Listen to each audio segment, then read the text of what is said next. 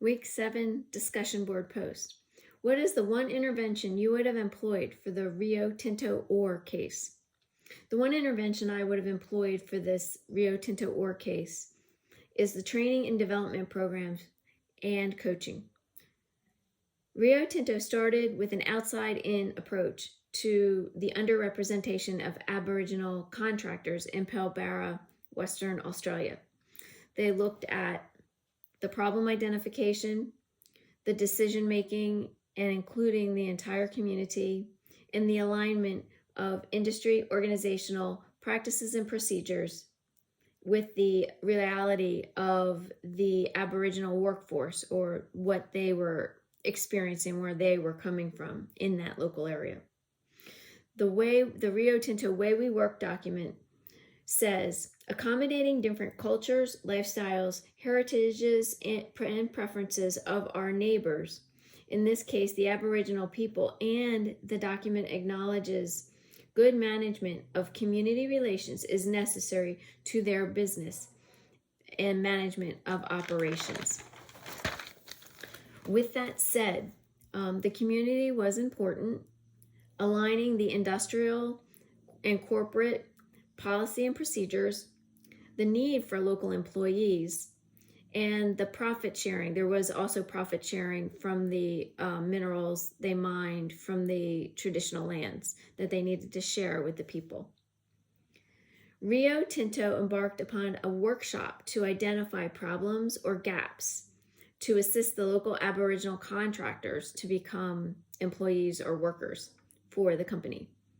Multiple interventions were identified, with the largest area being training and development of the Aboriginal people in Western Australia.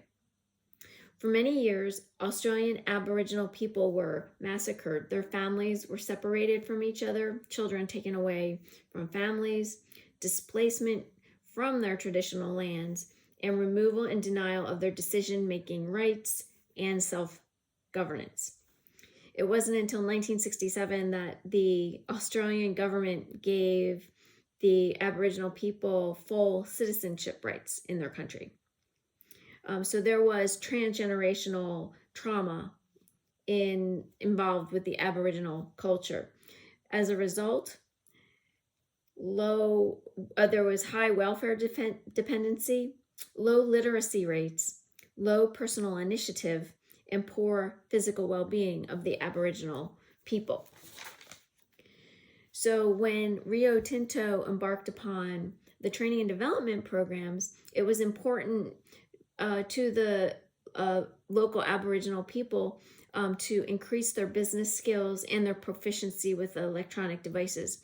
I think at one point in our reading or case study, it said that they would give a job to anyone that was literate and fit. So really a lot of outreach going on there.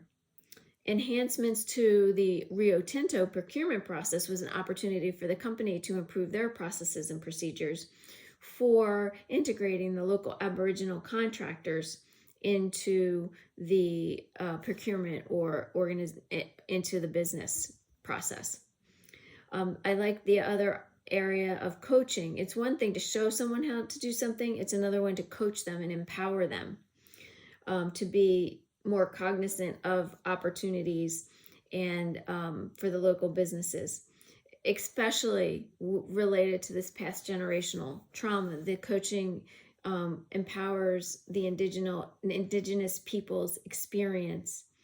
The government also assisted with various training programs and resources for the Aboriginal people of Western Australia. So these opportunities all together increased the self-determination of the people, and they were also able to solve the problem of being qualified workers for the Rio Tinto ore mining project. So that's the one intervention that I felt that was most important to me. Thank you.